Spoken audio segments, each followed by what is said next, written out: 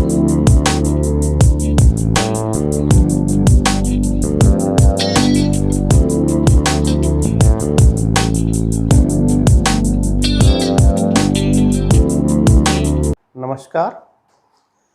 Adler के बाद हम आगे अध्ययन करेंगे Carl Gustav Jung. Jung Freud का सबसे प्रिय शिष्य था, अर्थात है फ्रायडवादी ही। आधार फ्रायड के सिद्धांत को ही बनाता है, लेकिन लिबिडो के सीमित अर्थ की वजह से इसका फ्रायड से मतभेद है। जहाँ फ्रायड लिबिडो को सिर्फ एक कामिच्छा की पूर्ति का ही आधार मान रहा है, वहीं जुंग कहता है कि लिबिडो एक विस्तृत टर्म है। यह समस्त प्रकार की ऊर्जा है जो विभिन्न प्रकार के कार्य करती है, और कामेच्छा की पूर्ति भी एक कार्य है, अर्थात जिसको फ्रायड कहता है वह सिर्फ इसका एक भाग मात्र है। पूरी लिबिडो कामेच्छा के लिए नहीं है। तो जुंग ने जो अपना सिद्धांत है उसको विश्लेषणात्मक सिद्धांत, एनालिटिकल थ्योरी कहा है। फ्रायड का सिद्धांत किसके नाम से जाना जाता है? मनोविश्लेषण, साइको एनालिसिस।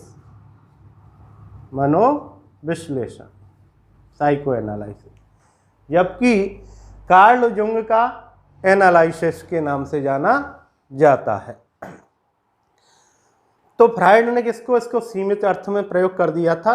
यहाँ इसको एक एनर्जी मानता है और लिबिडो ट्रांसफर होती है अंदर से बाहर, बाहर से अंदर।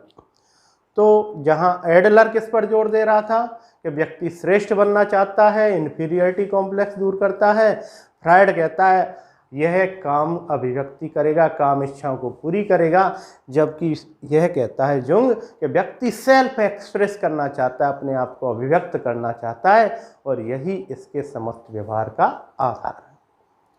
फ्रायड ने जब मन के स्तर बताए थे, जब उसने 3 स्तरों की बात की थी, चेतन, अर्धचेतन, अचेतन, कॉन्शस, सबकॉन्शस और अनकॉन्शस, तो इसी के आधार पर जो जुंग है वह इसके 2 आधार बता रहा है, 2 स्तर बता रहा है, चेतन और अचेतन, चेतन और अचेतन।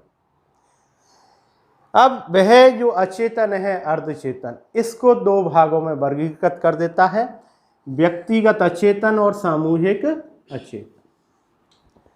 पर्सनल या इंडिविजुअल,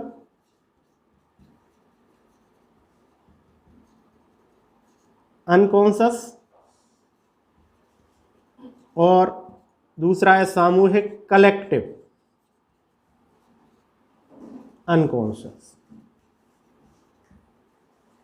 सामूहिक अचेतन, सामूहिक अचेतन, सामूहिक अचेतन को कलेक्टिव अनकॉन्शस कहते हैं, और फ्रायड ने इसी पर ज़्यादा जोर दिया। फ्रायड ने इसी पर ज़्यादा जोर दिया है। किस पर? सामूहिक अचेतन पर, कलेक्टिव अनकॉन्शियस पर। तो कलेक्टिव अनकॉन्शियस पर जोर दिया हुआ है। वह कहता है कि जो आपका चेतन उस स्तर है, इसके बाद क्या है? अचेतन। अचेतन में भी जो पर्सनल अनकॉन्शियस है, इंडिविजुअल अनकॉन्शियस है, जहाँ व्यक्ति की खुद की व्यक्तिगत दमित इच्छाएं उसमें होती हैं, वह क्या है? उसका पर्सनल अनकॉन्शियस है। और इस पर्सनल अनकॉन्शियस या व्यक्तिगत अचेतन के नीचे होता है सामूहिक अचेतन, कलेक्टिव अनकॉन्शियस। ये टर्म जुंग के सिद्धांत में विशेष महत्व रखती है, और इसी के नाम से रीट में प्रश्न भी पूछा गया है कि सामूहिक अचेतन शब्द या संप्रत्य किसने दिया है? तो कार्ल जुंग। कलेक्टिव, क्योंकि फ्रायड जिस अचेतन की बात कर रहा था वो तो इसने व्यक्तिगत अचेतन के नाम से रख लिया, लेकिन इसने एक नया शब्द दिया है, सामूहिक अचेतन। वह कहता है जुंग कि हम इस समाज में विभिन्न संस्कार, मूल्य, विश्वास बनाते आए हैं, अर्थात हमारे एक पैटर्न बन गया है। तो व्यक्ति समाज के द्वारा पीढ़ी दर पीढ़ी, पीढ़ियों से चले आए हुए जो मूल्य हैं उनको ग्रहण करता है, और वह उसके सामूहिक अचेतन का भाग होते हैं। किसका भाग होते हैं? सामूहिक। उसके खुद के हैं, वो क्या है? व्यक्तिगत।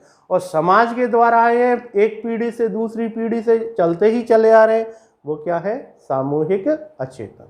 तो वह किसकी बात कर रहा है? Collective unconscious. किसकी बात हो गई? Collective unconscious. अब इस कलेक्टिव अनकॉन्शियस में वह कहता है कि हमने जो कुछ पीढ़ी दर पीढ़ी प्राप्त किया है वो क्या है? आर्कीटाइप है। क्या है? आर्कीटाइप, आदि प्रारूप है। आदि प्रारूप अर्थात वह गुण हैं जो पहले से निर्धारित हैं, पहले की पीढ़ियों से निर्धारित हैं, हम उनको एज इट इज फॉलो कर रहे हैं। तो पहले से चली आए समस्त वो क्या है? आर्कीटाइप। तो यहाँ उसने अलग अलग आर्कीटाइप्स की बात की है। Mother archetype, father archetype, father आर्कीटाइप,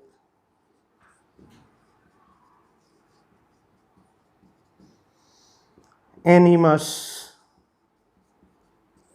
enema, shadow, self,